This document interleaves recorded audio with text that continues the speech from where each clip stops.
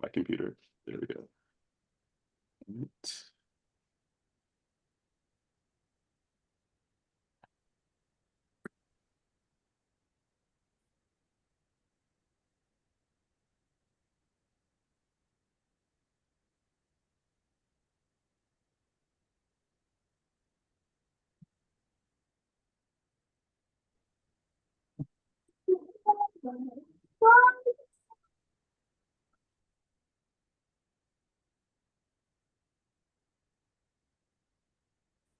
So the waiting room is open.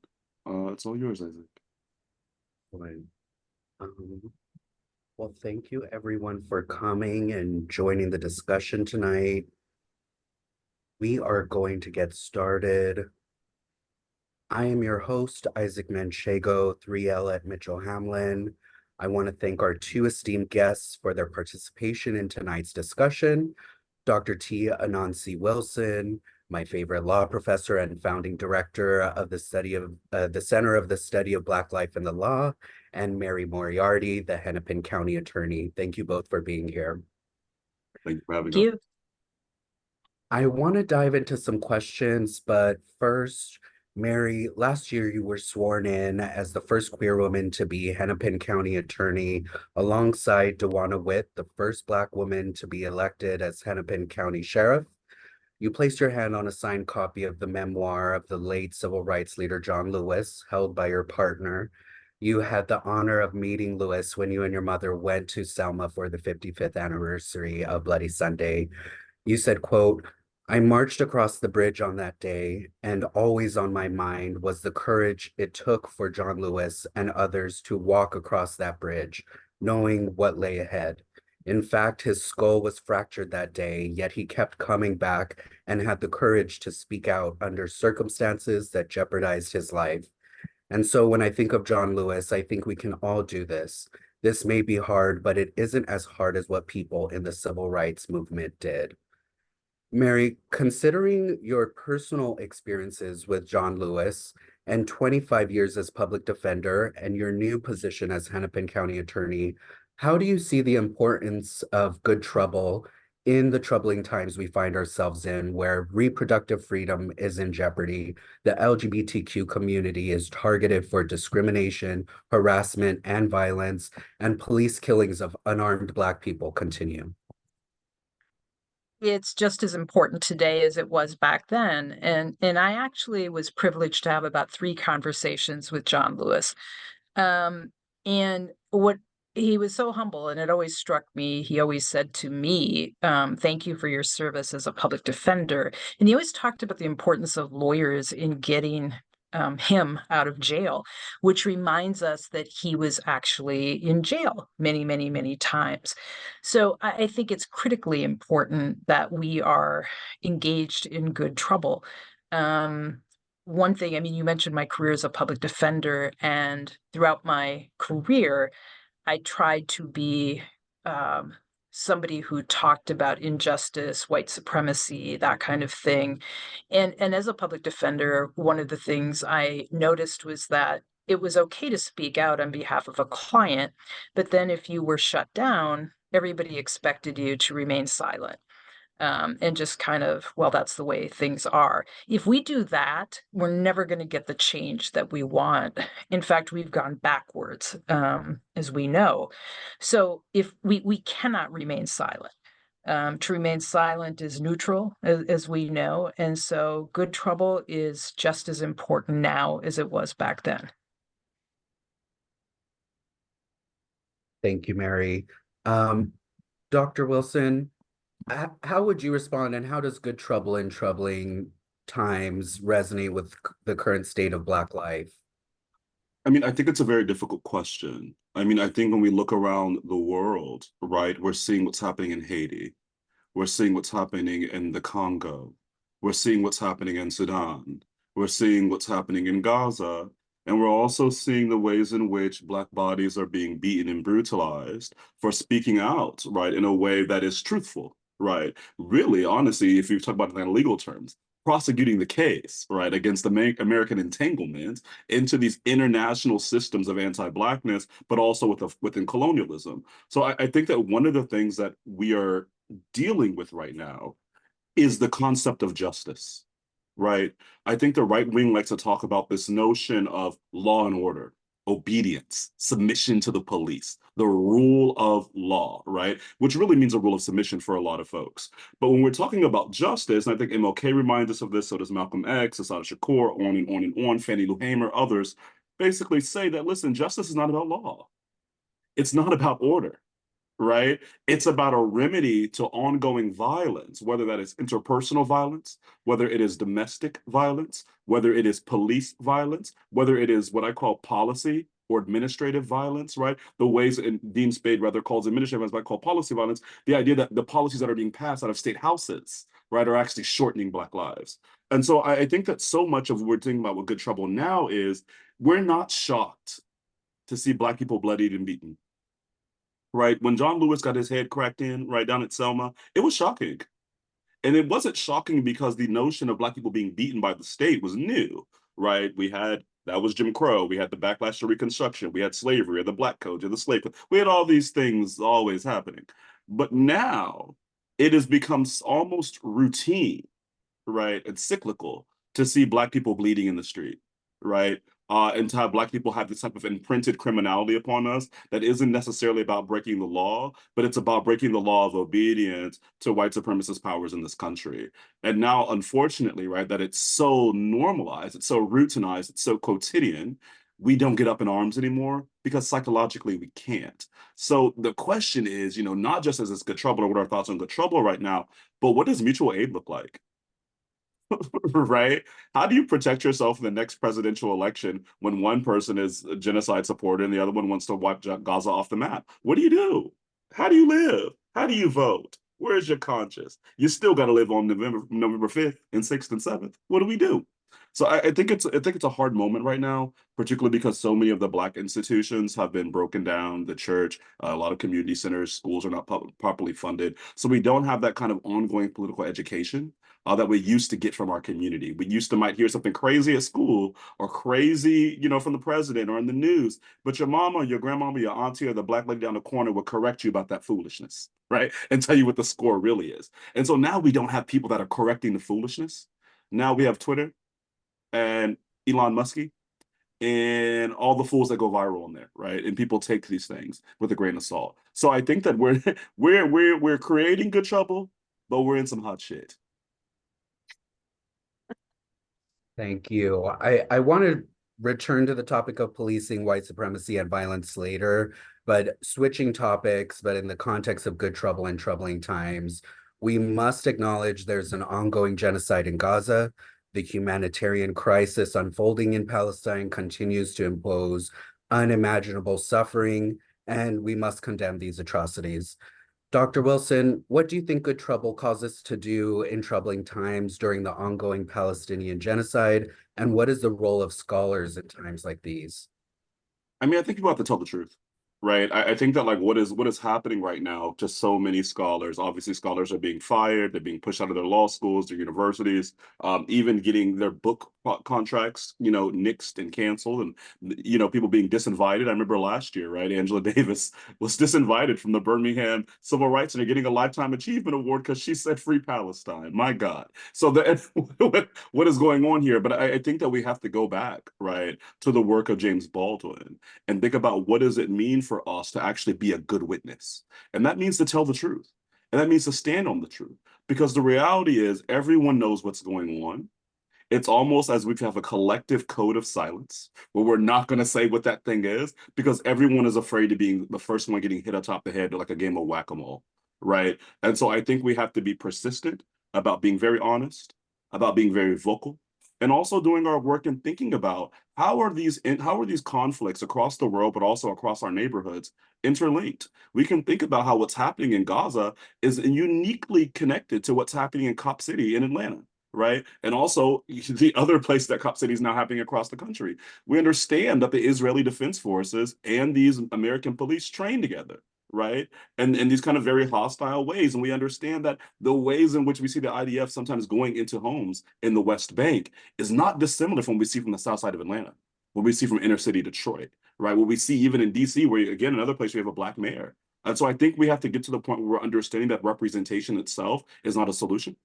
Representation just can't mean that someone looks like you and you vote for them and now they're representing, you know, your physical view in that space, this racial diversity, this ocular diversity, but instead a representation of the values that you hold dear, right? And so this is a moment for all of us to study up, be honest about what we're ignorant about, read, wrestle with ourselves, be quiet, call your homie because you probably have a problematic thought you don't need to put on Twitter, wrestle with it a little bit, and then move forward.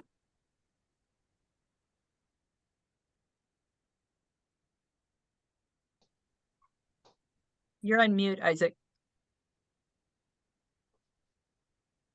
Thank you. Thank you, Mary. This is for both panelists. Considering the ongoing student movement across the nation, including my school, Mitchell Hamlin School of Law, the University of Minnesota, and the University of Texas at Austin, where Dr. Wilson got their PhD, what do you think expectations of police should be for peaceful student protests, specifically encampments, especially considering the police response during the uprisings after the murder of George Floyd? We'll have Mary and then Dr. Wilson.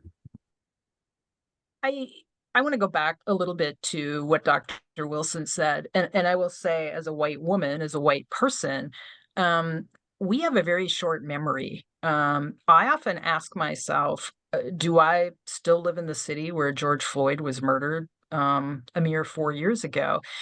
And I say that I think it's very relevant to protest on campus, because I think it was President Biden who said something like, well, peaceful protest is okay, but we just can't have chaos.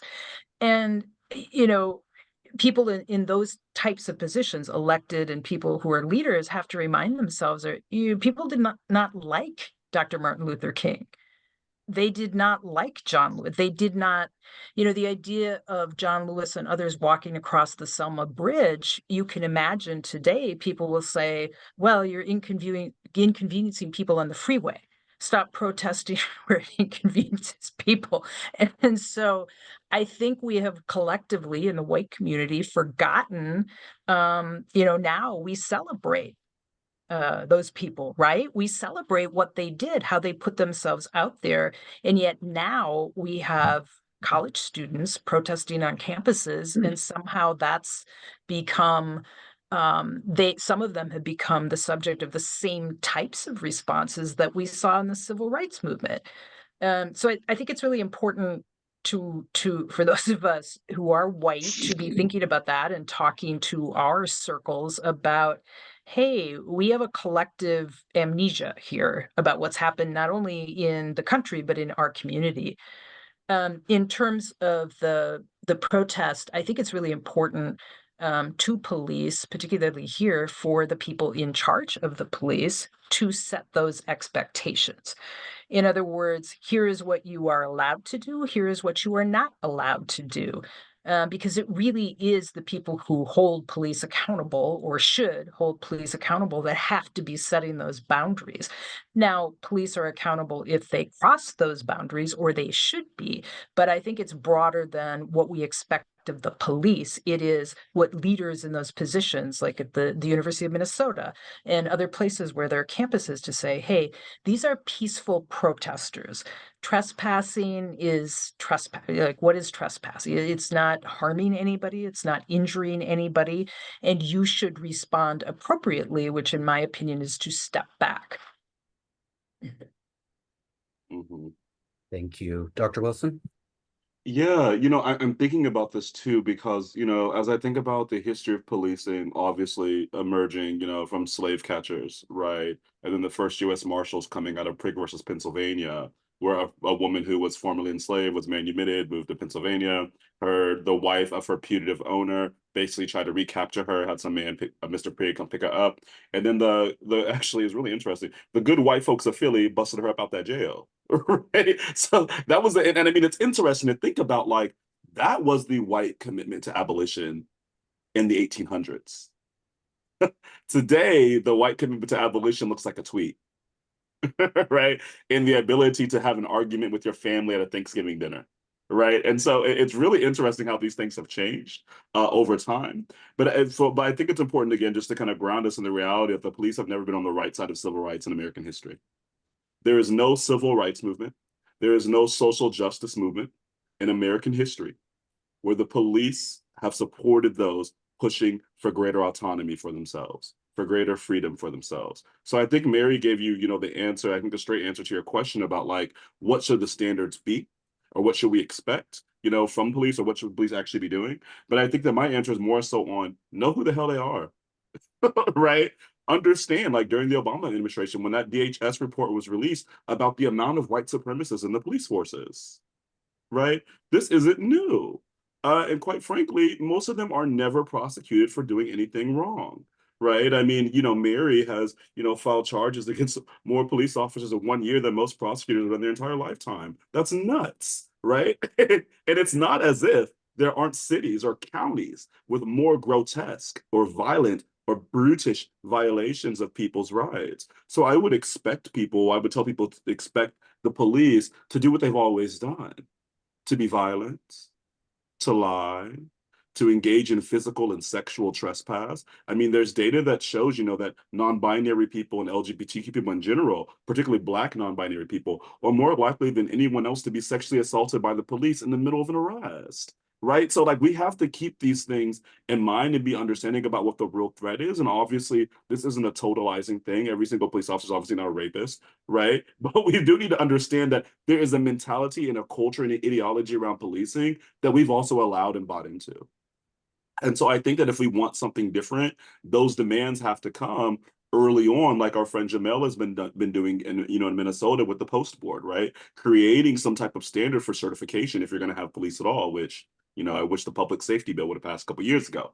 But so I think a lot of this is about us preparing and realizing that when you go into a protest, there's a very high likelihood that you're going to be maced, that you're going to be cordoned off into a place that is unsafe for you, possibly trampled because of what the police are doing. There's going to be oftentimes a quick escalation. Journalists are not safe. Lawyers are not safe. Students are not safe. And again, remember, the primary goal of policing in the beginning was to protect property, not people. Right. And so I think Mary gave us a really good bright line rule, thinking about, the notion that if there's trespassing, who's been harmed? Right? And so the only time that police should be responding with harm or violence is when harm or violence to a human being has actually occurred. So I think there's a lot of things for us to think about here, but I think that people really have to begin to get involved with their local politics and go to those the police board meetings, get on your civilian oversight board. Most civilian oversight boards are BS. So get on there and reform it, give it some actual teeth.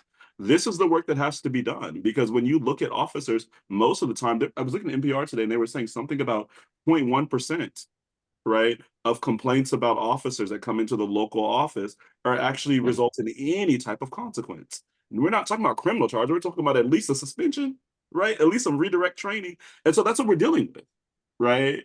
That the violence against particular communities or communities that are pushing back against the kind of authoritarian regimes that we tend to have in this country, white supremacist regimes we tend to have in this country, are brutalized, right, with willful abandon. And then qualified immunity just disallows you from doing much about it. Thank you, Dr. Wilson. I have a follow-up question from that was submitted from the audience. In what ways can activists challenge sentiments towards legalist peaceful demonstration when they directly assert control over and opposition to organic escalation? What I think they mean by that is the legalist interpretation of peaceful demonstration and the police's response, which triggers an artificial escalation, and how can activists challenge that cycle? I can jump in on that. I would say it goes back to who's in charge of the police. And that's typically it's the mayor in Minneapolis. In other cities, it's the city manager. And I think for police in these situations where police are escalating, the true entity that can hold them accountable is actually that person who holds the key to their employment. And so I think people need to keep saying, what are you doing about this particular situation? At the county attorney's office, we look at video all the time. And by the way, I want to say too that we don't charge misdemeanors and gross misdemeanors. That would be the city in which it happens, so the city of Minneapolis. So there were some people who were charged with trespass. I believe at the University of Minnesota, we did not charge that, and those cases were ultimately dismissed. But one of the things that I struggle with is that the law is actually extremely favorable for police. So in terms of use of force. So the troubling thing about it is that although police may have other options, what we're always forced to look at is if they choose to use some kind of force or even deadly force, we're asked to look at least legally, criminally, we're asked to look at, in that moment that that happened, would a reasonable officer have done that? Or can we as prosecutors prove beyond a reasonable doubt that a reasonable officer would not have done that? And so there are lots of things, I look at situations and I think of, well, there are all kinds of things that the officer could have done to de-escalate that it didn't need to get to that point, but it gets to that point, and then you're looking at seconds, and then the law really, really favors law enforcement. So I think there needs to be some reform in that area. There needs to be an emphasis by the people who hold officers accountable that you have options, you must use them. We can't continue to have these situations, which we see all over the country, where someone, and I know this happens, it happens with protesters too. What if, and we've seen some of this in video across the country, a police officer punches a protester. Let's say the protester gets back up and punches or tries to punch, or looks like or in the officer's perception, looks like they're reaching for their handgun. That opens up a whole awful set of circumstances that allows the officer legally to use deadly force. So, the law is just terrible on this. It really is. But I think true accountability has to come from those who oversee police chiefs, and to make sure that police chiefs are holding officers accountable who aren't enforcing de-escalation and use of other tools, so that we don't get to these situations where you're seeing punches being thrown at people lying there on the ground just protecting themselves. Yeah, and I would add on to that too. I think that, to Mary's point, right, there has to be some type of, well, I'll just rewind several years ago. I don't know if y'all recall, Mary, you probably recall, I don't know if you recall, Isaac, but there was a rash of those bills of Officers' Bill of Rights. I've never heard of an employee getting a Bill of Rights from Congress. Quite interesting. Only the police would get that. But I think quite frankly, we need a civilian Bill of Rights in terms of policing, right? Police should be mandatory, it should be requirement that you are required to de-escalate, right? That should be something that is there. It shouldn't be a good officer or a reasonable officer, because even the notion of the reasonablest standard, right, is kind of screwed up. First of all, we talk about the reasonable person, so we're talking about usually a middle-class white man, right, and what they would feel safe about and free to go. If we think about a reasonable officer, we're also talking about a cohort of people that have been historically violent. And so a reasonable officer, under the training that they have, living in the culture that they do, in the station that they're in, will probably do something very, very different than a reasonable human being would do, right? There's an inuring towards violence, right? And so I think that is something that needs to be uprooted. And I think that there also needs to be a standard where there is actually investigation of what is reasonable, or this question, right? And Mary kind of hinted at this earlier, where officers will say, hey, I feared for my life. Well, your fear was illogical. Okay. You're a fool. Like, just be honest about it, right? There needs to be an analysis here that is saying this is actually not fear, right? This is a catchphrase that you've used to engage in violence and legally protect yourself. So now what? Or if you did have real fear, was that fear itself just anti-Black? Or, in speaking of Minneapolis, anti-Indigenous? Because we know what Indigenous people and Hmong people go through in the Twin Cities as well, right? So I think we should wake that up. But I think going back to the specific question that you asked, I think that, like, protesters obviously should be very aware. And I remember, getting hemmed up by the officers during Black Lives Matter, during Occupy Boston, during the early protests around, Trayvon Martin and Troy Davis and Sandra Bland and on and on and on. I feel like I've been hemmed up by an officer at every university I've ever been at, so that's always a thing. But I think that people need to, one, I think, continue recording what's happening, right? And make specific demands with the videos that you have, right? Of your city council, of your county council, depending on what type of government you have. There needs to be specific things that say, when an officer does this, what happens? Because to your point, what we see is legal entrapment, right? People go to protest, they're being nonviolent like Cop City, officers start acting a fool, they might shoot some rubber bullets into the audience, and now people are mad as hell, you done shot me. And my human recourse is to respond to being shot with a rubber bullet, right? And probably fight you. Let's just be really honest. If you get shot with a bullet, a human response is not to lay down and say, hey, officer, I submit, right? And so what does it mean that our law then gives this kind of extra regard to the feelings of the police officer, but not of the brutalized citizen who, to Mary's point, oftentimes does not have a rubber bullet, does not have a gun, does not have a baton, does not have pepper spray, and does not have flash or sound bombs, right? So you're fearing for your life, but you're meant to lay there in the fetal position to get beaten or whatever the officer wants to do until you're arrested. And then after you've had all these bloody, broken bones and everything else, you can make a complaint, right? You can't defend yourself. So what does it mean that like stand your ground in these kind of policies only happen when you own private property and not instead when you're actually defending yourself against the government's overreach? So I think we really need to begin to expand our minds and our expectations of our government and the notion that officers work for you. It's outrageous that you can go walk down downtown Minneapolis and an officer can ask you something and you don't respond, they'll start cussing you out. That's outrageous. That's not professional, right? But if you do the same thing, now you disorderly conduct, right? So we got to figure out a way to make sure and require that the officers are actually dealing with people, if we're going to have officers at all, are dealing with people with dignity and respect. And there are real serious consequences to being disrespectful and also making citizens feel unsafe in exercising their constitutional rights. Because if you make people feel unsafe exercising their constitutional rights, you yourself have now undermined democracy. And that should be the biggest crime in America. Thank you, Dr. Wilson.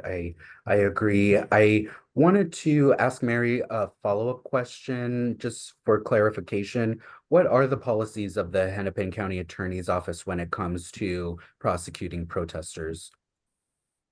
So, as I said, we don't prosecute misdemeanors or gross misdemeanors. We prosecute felonies.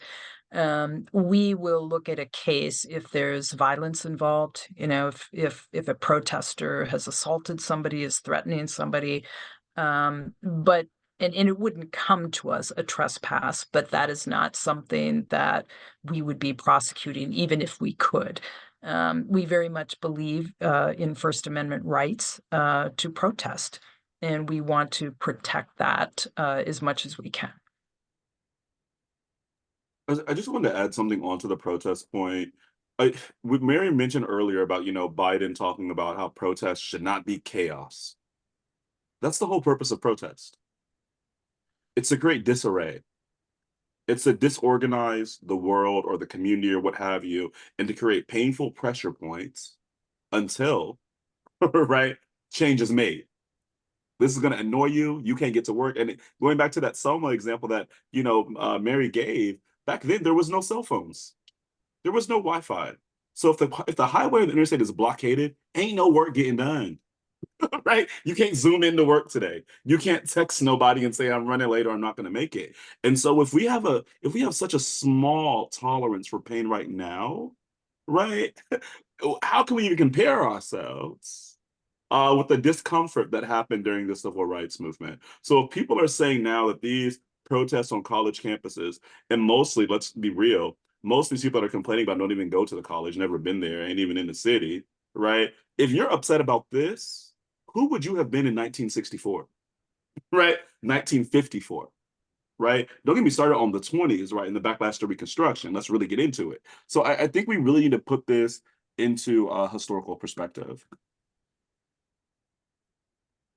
Thank you. Ahmad, is it okay if you put the question in the chat and we will return to it? We also have a question from Sean Hamlet. This will also return to that question. Let me move to another topic about abolition. Ruth Gilmore argues that abolition requires that we change one thing, which is everything. She asserts that abolition is not a mere absence, but rather a presence, indicating that the world's transformational potential already exists in fragments, experiments, and possibilities. Gilmore further challenges the misconception that abolition entails a complete dismantling of existing systems, encouraging individuals to abandon the idea of knocking it all down and starting anew. Instead, she suggests that the abolition involves building the future from the present. Mary, considering the resistance you've been met with as you've sought reform and the backlash to the uprisings after George Floyd and Dante Wright, and calls to abolish the police, one, what does good trouble mean in this context for you? What are some of the lessons you've learned so far? And what are your thoughts on the call to abolish police? Yeah, I think that quote is wonderful because I knew this about policing before I became county attorney, and that is that as a society, as a country, we have placed so much in the laps of police, right? It's mental health, it's everything. I remember one meeting I was at when I was public defender, and we asked, it was the behavioral health committee, and I said, there were a bunch of police officers there, and I said, hey, what kind of calls do you all get that you don't think you should really have to respond to? And they came up with, oh, we have to go to fights with neighbors over leaves and gutters. And it was just, the list was endless. And I think the truth is about something like, I know it's under 10% of police calls are actually about violence. I think it's about 6% or something like that. Most of what they do could actually be done better, which they would agree with, by someone else. So, for instance, Minneapolis has a wonderful mobile behavioral crisis unit. Fantastic. I mean, I think most people, and this is police too, I talk to them, I say, so, do you like responding to mental health calls? And they say, absolutely not. We're not trained mental health professionals. And so, what we ought to be doing is put in place responses that police, that have been put on their laps that are more effective.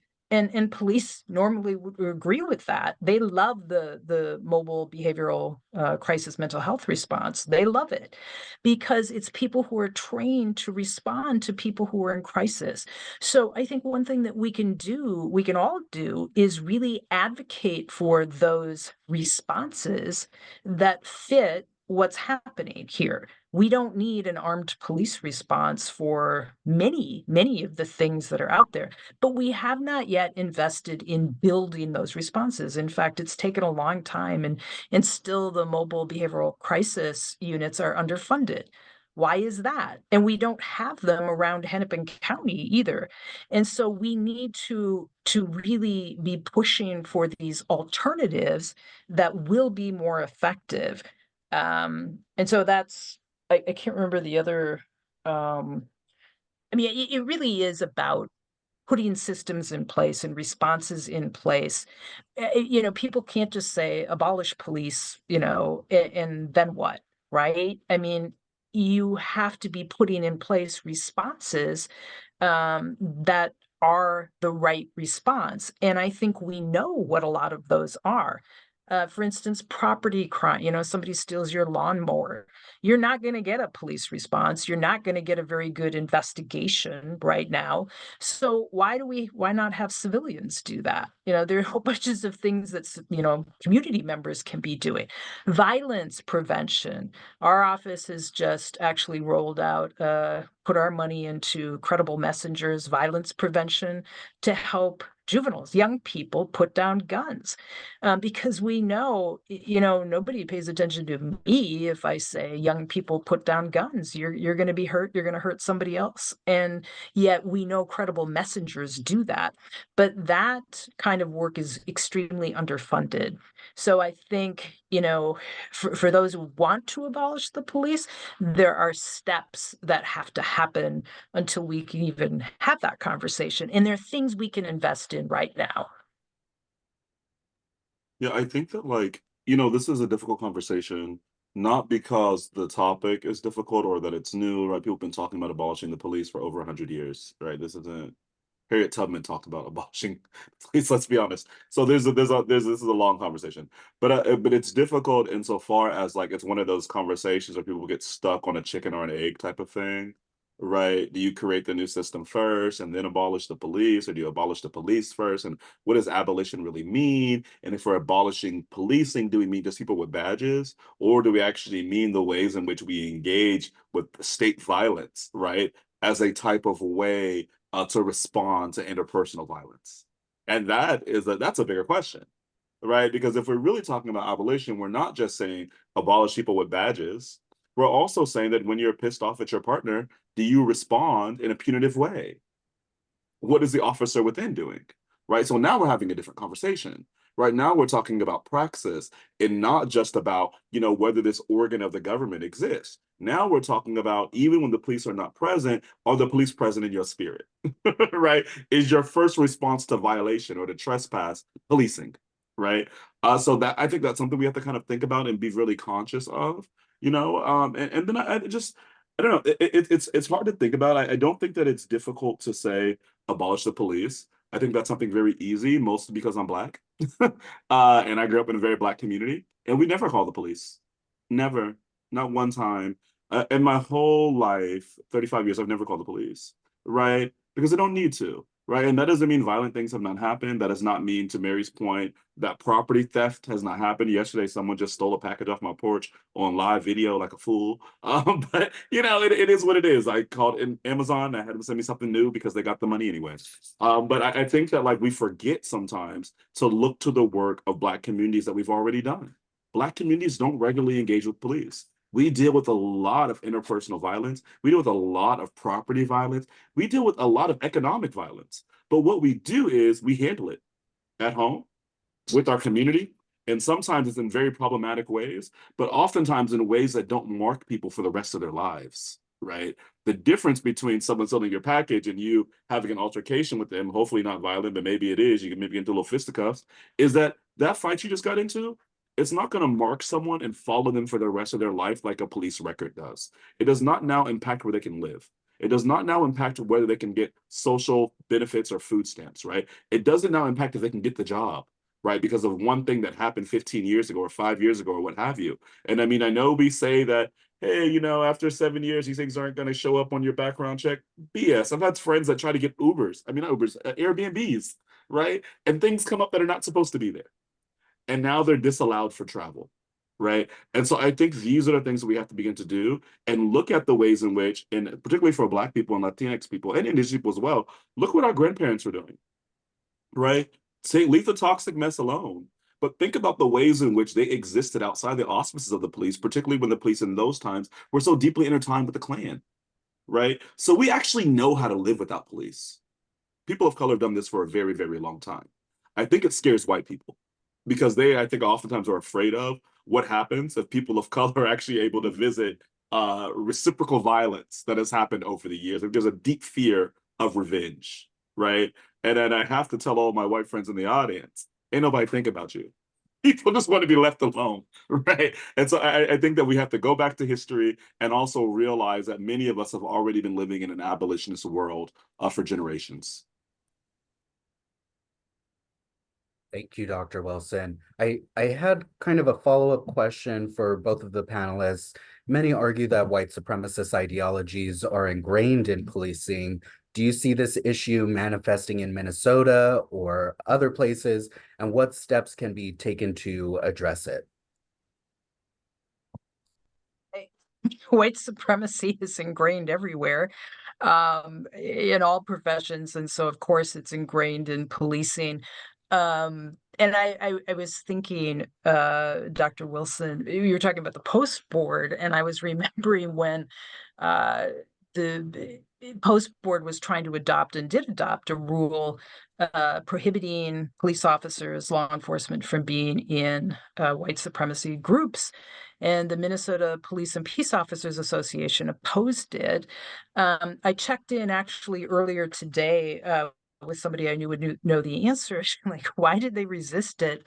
And the answer was they insisted that nobody in law enforcement was in any white supremacist groups. Well, yeah, right. And look at January 6th. I mean, how many of the people that were there were involved in law enforcement? So this isn't I mean, because white supremacy is what we all live in. It's the water. It's what we swim in here. And so it's a very difficult question. You know, if we've lived under white supremacy for the entire existence of our country, how, I don't know that we remove that from law enforcement, because that's in part, as Dr. Wilson talked about, control and why police have existed over the years. So that's a really tough one. And I also, to something that you said, Dr. Wilson, white people are afraid. This is how people in the establishment, I think, control white people in terms of fear mongering. You see this all the time in Minneapolis when people talk about don't or defunding the police and that kind of thing. And by the way, their budget is as high as it's ever been. Minneapolis police were never defunded, but you wouldn't know that. We continue to see arguments by various entities in Minneapolis and politicians saying, you know, we can't be without police, essentially. And they talk about crime being up. Crime is down. Crime is down. And one of the interesting things I think about this a lot. So our mayor and his pack and many moderate Democrats, I would say, we expect this of Republicans, but moderate Democrats have done a lot of work in making people afraid of downtown Minneapolis. And what's happened? White people are afraid to come to downtown Minneapolis. And then what is the response? Well, come down to downtown Minneapolis or you're a loser, right? A loser with a nasty cat blanket, if I recall. The mayor is saying. So, there is a concerted effort to make people afraid of crime. And I have heard over and over and over various forms of super predator, which I had hoped we left behind in the 90s, but we haven't. I hear it all the time when we're talking about young people, young Black youth, frankly, who are at risk and involved in, behaviors that we would wish they weren't, but we kind of understand why they are. So there's a lot of fear in politics. There are a lot of people in power who want to remain in power that are afraid of losing those positions of power by not supporting police or criticizing police. And I've said to people, we don't do police any good by treating them as though we can't have candid conversations about the issues that they are having, as well as the issues that all of us are having in the system, right?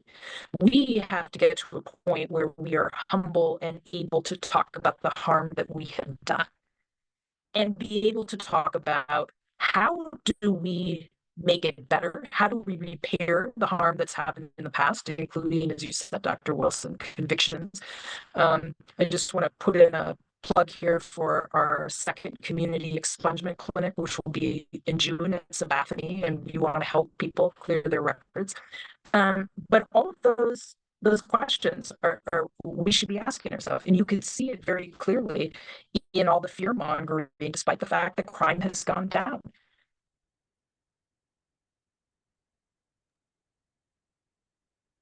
Yeah, I just want to quickly underscore too what Mary was saying about that last piece about the expungements.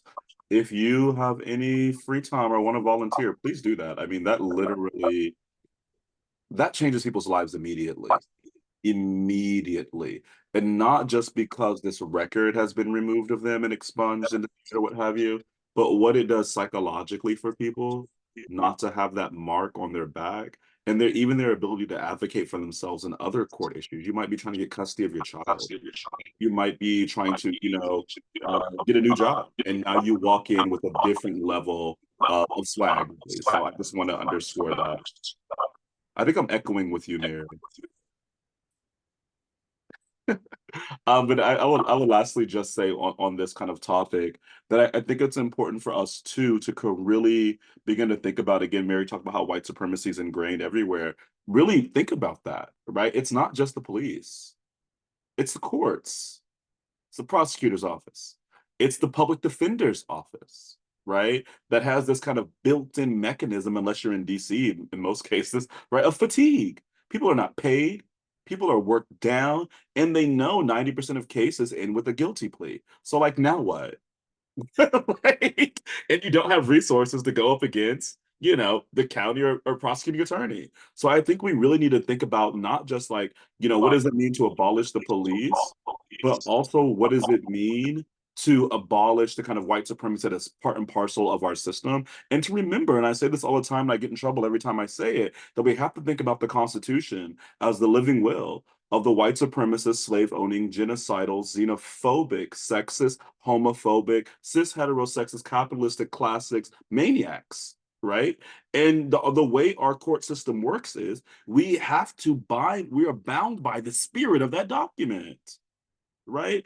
Precedent is really about agreeing and reproducing what preceded this argument, right? And so if we're going to be really serious, it's not just about police. It's about the very essence of the character of our nation, right? And we have to be able to have real and honest and serious conversations about that. And I shout out Mary because I know you got in a lot of hot water last year, right, for actually insisting on the fact that I don't know, we believe brain science about young Black kids and we prosecute our cases. And it was actually something really astounding for me to see that, I have this white queer woman standing up for these young Black kids, and all these Black public officials are saying throw them under the jail. It was a very disturbing, very queer moment, if you will. So shout out to you for that, because when you ran, you did talk about, hey, neuroscience is real. Their brain is not fully developed. How dare I treat a 14-year-old like an adult? They're not. They're just not, right? But I think within prosecutions, we often have this seductive for redistributive violence, right? Oh, someone was murdered, someone was raped, someone was harmed. We have to throw the book at this person and send a message. Ain't nobody reading that message, right? We're just ruining another life. So shout out to you for doing that as well. Thank you. Yeah, Can I just, you mentioned public defenders, and I think you have a good point. And I wanted to say, I lost my job as chief public defender, as many of you know. And one of the things I was criticized for was standing up at a bail symposium and asking a prosecutor to rethink his use of the word thug. And the state public defender was on that same panel and hadn't said a word to him and was very upset that I said that, even though I said it in the kindest way possible, because obviously it wasn't appropriate. And, I think it speaks to a lot of issues. And I saw that there was a question in the chat too that kind of gets to this. It is very hard to talk about race in Minnesota. I spent a lot of time in the South. I find it, yeah, really. It's much easier to talk about race in the South. I think it's much more out there and open. And what seems to happen here, we have this combination of Minnesota nice, passive aggressive. People don't like open conflict, and you just want to bring up the fact that we have the highest racial disparities in the country on so many different metrics, and you want to push people on it. And the moment you do that, you get but I'm a nice person, and it's the intent not the impact that people focus on. And I think we have a long way to go here in Minnesota because we think race, that kind of stuff happened in Mississippi or Selma or something like that. We it really, it's very simple to look at our history to see. I mean, we wiped out indigenous people. Essentially, we sent kids off to boarding schools in Minnesota. I mean, we have participated in all of the same things that they did everywhere else, and I think we haven't really come to terms with that. And so it is extremely difficult. And in answer to that question or what was proposed in the chat there, that it's very difficult for Black people, people of color, to participate without having violence directed at them. You're right. I've seen it over and over and over, which is why I think it really is on those of us who are white to step up and really push in those ways and use our privilege to be able to do that. Because we know that there are a lot of white people who will hear things sometimes from white people that they won't hear from Black people.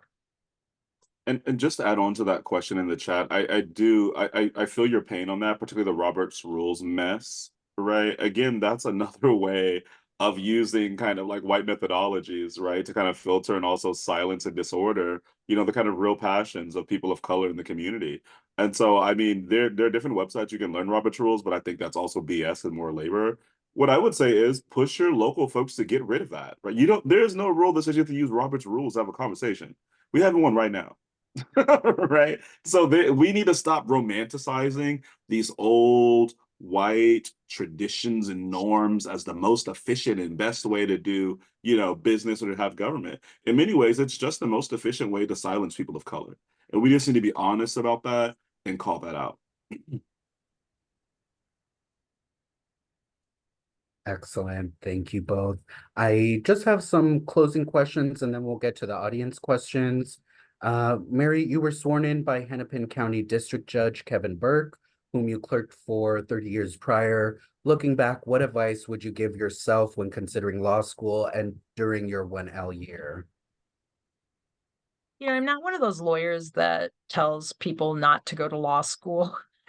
I think there are many, many things you can do with your law degree, but one of the things that I wish, or had I to go back, I would ask a lot more questions. Why? I didn't have Dr. Wilson as a professor, and so you talk about the rule of law.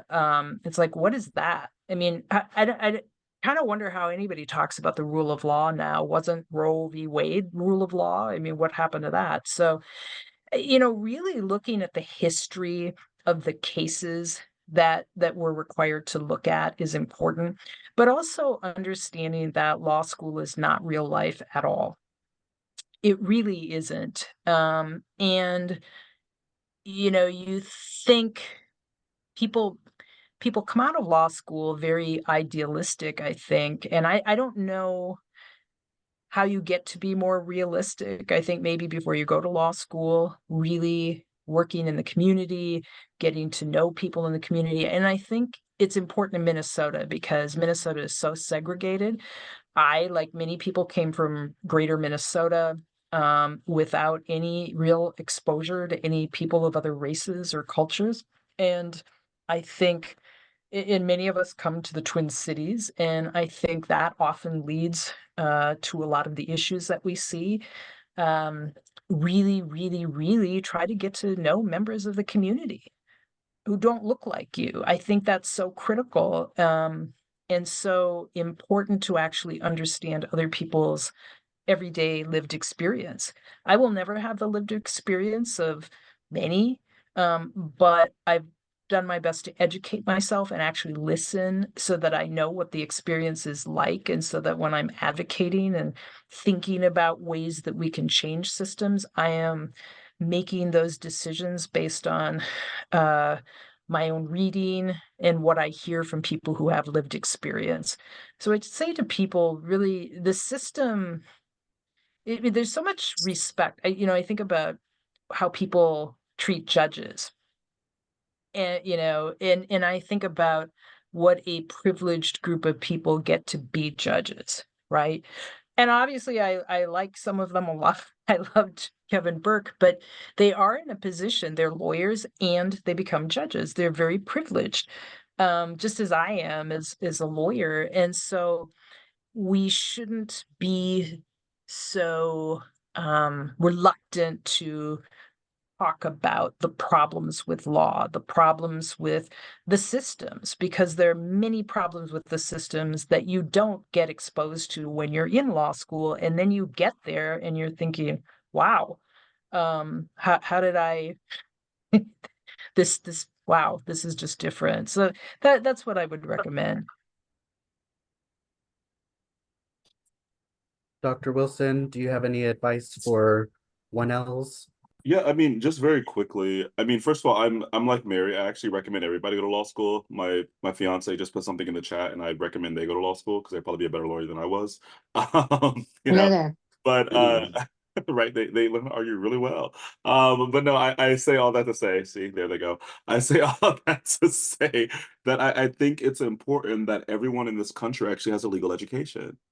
You cannot understand your rights without having a proper legal education, right? And I don't say that to discount the lived experiences of people, because I tell my Black students and my other students of color, and particularly my queer students of color, all the time that remember that you're coming into this classroom with more knowledge oftentimes than your professor about the ways in which the law actually operates in real life, right? We know that the law has a life beyond the courtroom, a life of ordering and disordering the way people live and die, particularly Black and Black queer people.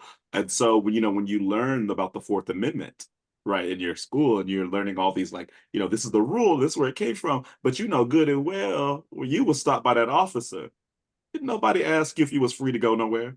Right? You were searched, you were seized, you was detained. That was it. There was no recourse. You're right. You might have went to jail, and then there was nothing you could do about it. They just let you go, right? Or maybe you're in Rikers for a year, right? Like that brother that committed suicide was just in there for no reason. That poor child, right? So I think it's important for students to come to law school and realize that there is the law, and then there's a lie beneath the law, and you need to understand which one you're dealing with. Right. And so I tell my students, particularly in my crim law, my common law classes, that look, you're going to get some questions on this exam where you need to actually answer with what the law is. Right. But it's really hard for those of us that have had experiences that are contradictory to what the law believes or says it is. And so I always tell them, on the side of that exam, write the truth. Okay. But where I ask you to write your essay about this legal issue, write the law. And understand that if you start feeling like you're crazy, you're particularly your 1L year, and you start feeling like you don't belong here, that's good, right? You're an imposter, and it's a beautiful thing, right? And my question isn't, do you get to stay here because you're an imposter? My question is, do you want to come through the window, or we kicking in the door, right? Because what we actually need is imposters in the legal profession. People that were not meant to be there. People like Black folk and progressive Jewish folks and others that, the reason the ABA was created, keep you out, right? You had to create the NBA, right? You had to create lavender law and all these other things to give some type of certification to the work that you've long been doing.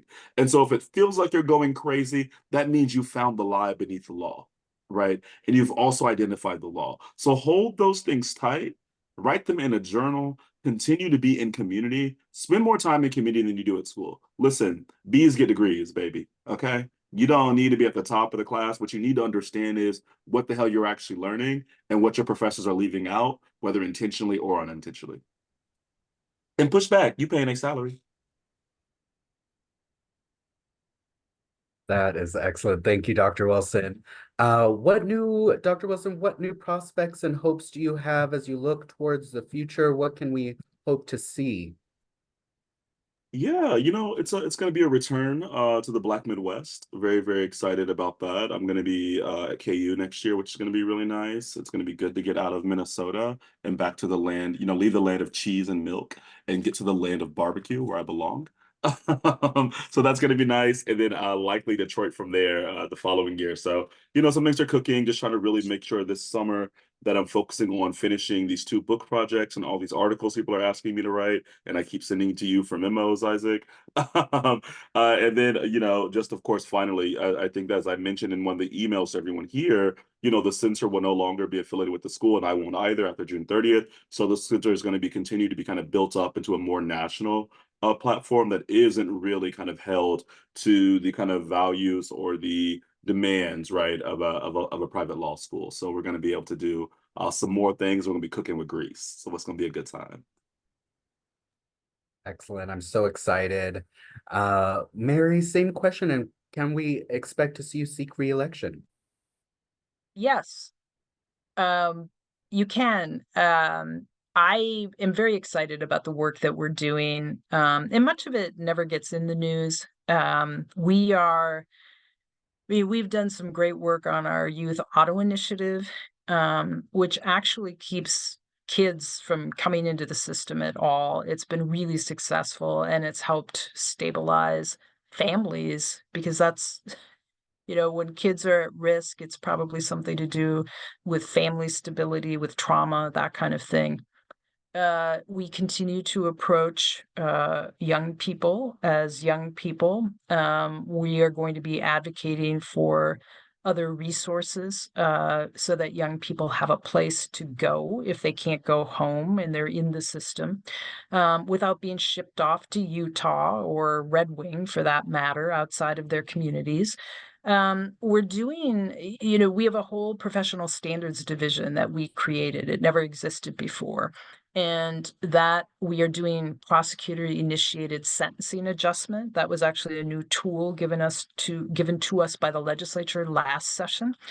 That is a wonderful tool because in Minnesota, we have determinate sentences. And so there is no opportunity to look at somebody's sentence, particularly if they were sentenced as a young person and they've been in there, and there's no opportunity to look at how they're doing. They just have to serve out their entire sentence. And now we have the opportunity to look at people's sentences. And these are people that did what they're in for or something similar to that, but they've just been in, and we now have an opportunity to look and see where they're at, and we can make a petition to the court to ask that their sentence be adjusted. That's really exciting because, so many people are in prison that have done a lot with their lives in prison, and they would be perfectly safe back in the community where they should be, but there has been no opportunity to do that. So that's really exciting. We are also creating our own conviction integrity unit in Hennepin County to take a look at cases that came out of Hennepin County. We got funding to do that from the board last year. So we're currently getting that up to speed. We are doing our second community expungement clinic. We just have a lot going on. And one of the things that excites me the most is actually we have hired and hired and hired. In fact, I see one of our new hires on here. And that's really the way you change culture, is to really bring in people who are aligned with my values, our values. And that is really looking at people as human beings, whatever they've done, they are a human being, and looking at individual cases and seeing what problem we can solve here. But always treating people with dignity and respect. And nobody's lives is being thrown away or anything like that. And so I'm so excited about the people that we brought into the office because they will be there long after I'm gone. So there are a lot of things to be excited about. I could go on and on and on, but yeah, I'm very excited, and I have to start campaigning soon. Fundraising and all of that to run again. But yeah, I will be announcing re-election sometime this summer. You also have a lot of my students over there. At first, I was concerned about where all of my students are going to a prosecutor's office. I said, "You have I failed myself? What is going on here? Did they learn anything from me?" And then I saw the work that's being done. I'm like, "Okay, all right, I'll let you have my little Ashland, Isaac, everybody. All right, we'll allow it this one time. This one Mhm. county attorney." Well, on that, I do talk to students a lot, and students, and I too, I was a public defender my entire life pretty much, and I didn't know whether I could be a prosecutor, but I found, if you are in the right office, and of course I get to make decisions here, there is so much more good that we can do. Whereas as a public defender, I could argue for one client at a time. I was within that system, that framework that the prosecutor's office presented pretty much, right? And I had to work within that framework. Here, I can already tell you there's so many people we haven't charged on aiding and abetting. The office used to charge, people who were there with aiding and abetting, and we don't do that anymore. I ask our people to look at the role every single person played or did not play. And so I think about that, and we do send people to prison, which is not cause for happiness for me at all. It's all tragic, although I know that there are people who need to be in capacity safety of the community, but there are just so many opportunities to do the right thing, and try to put systems in place, Mhm. that will prevent some of the damage that's been done in the past. We completely revamped our fifth degree drug possession policy, by the way. I didn't even talk about that. So we've changed that. We've expanded diversion. So we are sending many more people to get help, for addiction. So many things like that that we are doing that make a huge difference in people's lives. Mhm. So that's just a pitch that they're doing great work, Dr. Wilson, I love and it. It thank you. just, for those of us that are not those of us, for those on the call that are not lawyers, aiding and abetting is one of those kind of auxiliary charges that has been used to really entrap Black people, particularly low income people, for years, decades across the country. If you look up aiding and abetting, it's just like some people have like silly things for that. And essentially, it means that you are in somehow you participated or you aided and you helped someone do something that was illegal, but oftentimes the standard of proof is so low that it was like you were just there. Right. It's almost like when they say you're in a high crime neighborhood and now your rights are reduced. It's the same thing with aiding and abetting. So it was just like you knew someone that did something and you didn't stop them, basically. Or maybe they did a crime and they was eating collard greens at your house. Like it's just really it's nuts. So and it serves to break up families very, very violently many times. But Isaac, I Mhm. was going to ask, I was looking at the questions in the chat, and I know that, it's past time, but we want to get through these. Is it possible that if we can combine, I think, Eric Joe's question, Ashmat's question, and then Sean's question, I think those three might flow really well together. Yeah, that sounds great. I can read those questions. Ashma, do you feel this? The history of the United States is filled with violence from its creation, labor wars, and civil rights movements, yet the country engages in revisionism about its past and demands that today's direct actions be peaceful. Do you feel this revisionism and focus on peaceful resistance is used by the state to protect its interest and part of the reason we're having to refight civil rights battles? And how do you resist when good trouble isn't enough? Mhm. The Eric Joe's question, it seems that we have recently been navigating or are at the advent a new age in our society with the logarithmic evolution of technologies of slash pertaining to information and devolution of the education system, particularly in the US. I am of the opinion that nouveau complex dilemmas call for not just new remediations, but futuristic preemptions to get ahead of these crises. Considering that as a possible truth, what other thought frameworks or ideas should we be ascertaining, exploring, or inventing in the movement beside or past abolition? And the last question, It's the second question. Yep. Sean T or Sean J. Hamlet. Jay, Dr. T, and Mary, because the police department's roots and history in America is facially dark, I often think to myself that the entire idea of police departments need to be erased, reestablished, and replaced with something new. What type of new systems do you think, if any, would be appropriate to achieve this? I'll take a little first stab. So it seems to me people are asking kind of two questions. So one question is, what do we do with police? Is abolition enough? how do we think about moving beyond abolition? Is there a futuristic kind of modality here? And then the other question is about, Ashmat is asking us, what do we do with this, or rather, is it intentional, and what is the serviceability of the state kind of having this revisionist history about peaceful protest, right? As if, these kind of protests in the past were ever actually peaceful. We just talked about John Lewis's head, his skull literally being cracked wide open, right? How peaceful is that?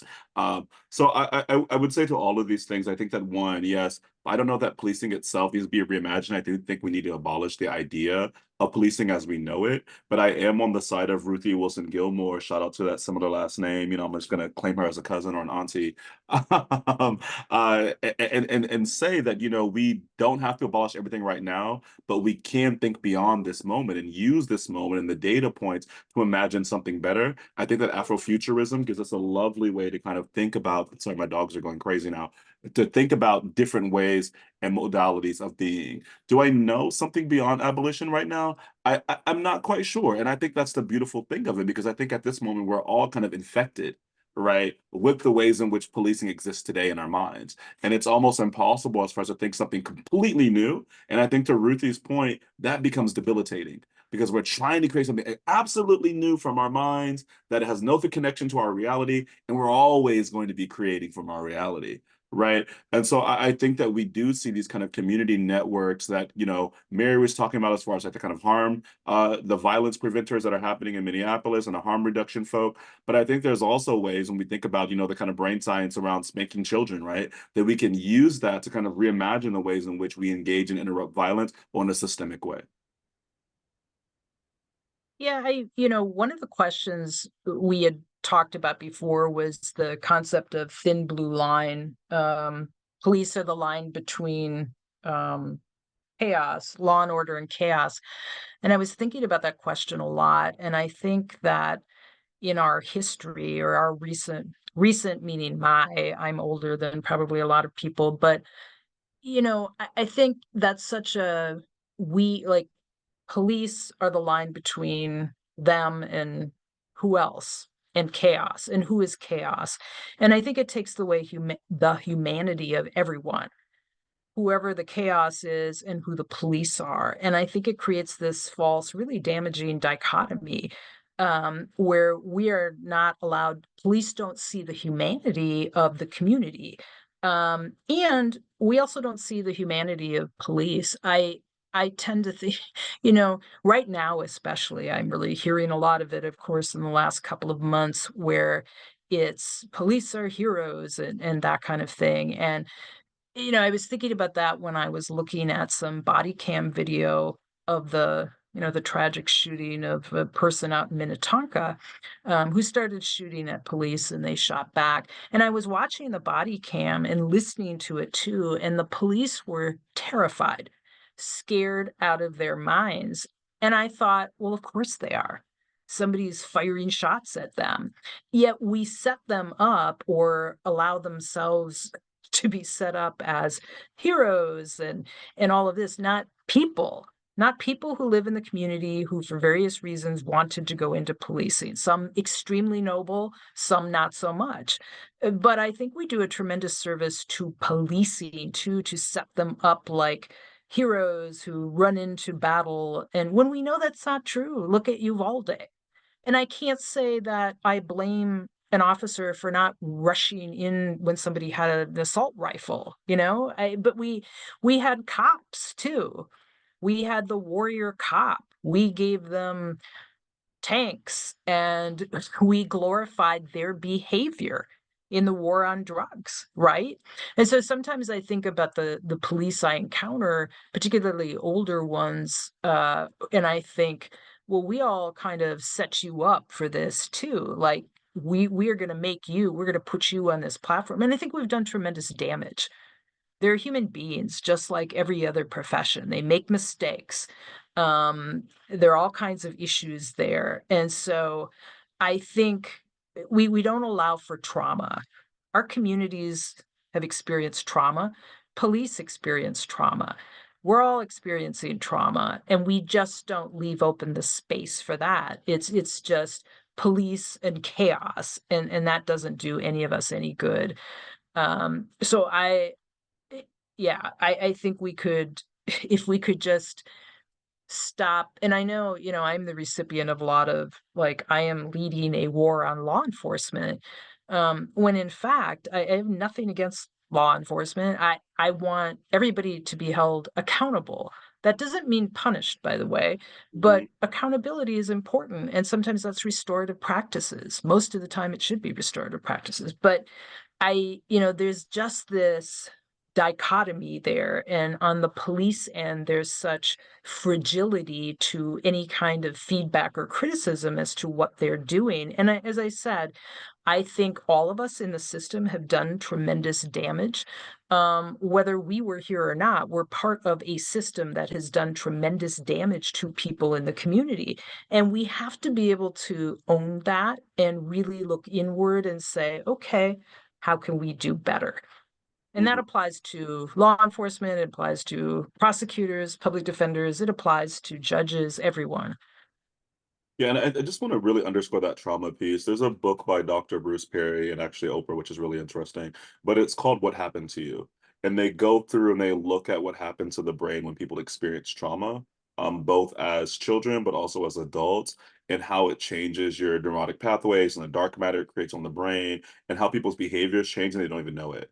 Right. And so the kind of premise of the book is instead of asking what's wrong with someone, you might be better off asking what happened to you, right? Because they're responding and continuing to respond to something else, right? That isn't even, in your realm of consciousness. And I think in terms of the police, of course, I think a lot of them are traumatized, right? And I think that like Americans have a bloodlust. We like, police being violent. We love, the kind of true crime TV shows that show the police jumping out. Like, remember that little show 911? That was ridiculous. All these people of color being brutalized by these police, and people loved it. It was the highest rated show for so long, right? And so, like, on the one hand, people like to say, and I'm the chief person that says this, abolish them. They need higher standards. We need mental health training, and we need mental health testing to figure out what the hell is going on before you get a badge or a gun, right? And there's all these things that police should not be doing that if other people could be doing, right? And I think someone made this point in the chat about even with social workers, a lot of them, baby, you need to go. You in the way, you causing the same anti-black problems. Dorothy Roberts has a lot of good work on that as well. She wrote the book Killing the Black Body, but she has a new book out on the family welfare system and social workers, which is really good. People should check out. But I say all this to say that we can't at one hand say, the police are all terrible, which I think policing as a profession itself is terrible, right? The way we created it. But we can't say policing is all terrible and at the same time want this kind of warrior hero super cop to come in guns a-blazing, acting a fool. And then also to be compassionate. I don't know what a compassionate warrior looks like. I've never heard of one. I mean, maybe it's a thing. Maybe I don't watch enough anime or something. I don't know. But it seems to me that if people are in a mindset where they're actually having to go to war, or they believe they could die today, they're going to be prepared to kill, right? Or prepared to engage in a particular type of violence because that is the job standard that we've created and that we demand. So even though I am very much a strong critic of the police, I don't have a lot of nice things to say. I do think it's important for us not to be hypocritical and blame the police for all these problems, but then also demands, right, that they come in and they solve these things quickly and they do it with this kind of masculine bravado, right? Be superhumans, just in the way that we treat Black women, right? We say Black women are superhuman, then they don't get to feel pain. They got to be strong all the time, but then they're too angry, right? We can't continue to kind of put these one-dimensional paintings or readings on top of people's bodies and then expect them to be a complex feeling human being that is very rational, right? And is able to deal with things with nuance because that is not what you asked for. That's not the job description. And that's also not what you're paying them to do. And you're not even doing wellness checks on their brains. So we should probably be thinking about a lot of these things. Thank you. I just wanted to ask Dr. Wilson, I think we had a couple questions about if this video will be posted somewhere. Mhm. Dr. Wilson, do you know? Yeah, so I will post it. I'm going to send it to Mary after it gets uploaded. Probably we'll upload it and send it to Mary tonight. And then YouTube, it should probably on the center's website tomorrow, but it'll also be on YouTube with the same title. So, Awesome. mhm. Well, I just wanted to announce I am helping to establish the Polly Murray Liberation Library at Mitchell Hamlin. We are looking for book donations. We'll be launching next week. So if you'd like to donate a book, there is the link in the chat. Thank you again to everyone for joining us for the discussion. And thank you, Dr. Wilson and Mary Moriarty, for sharing your insights and experiences with us today. This has been Good Trouble in Troubling Times. Thank you again for joining us. Thank you all. Thank you.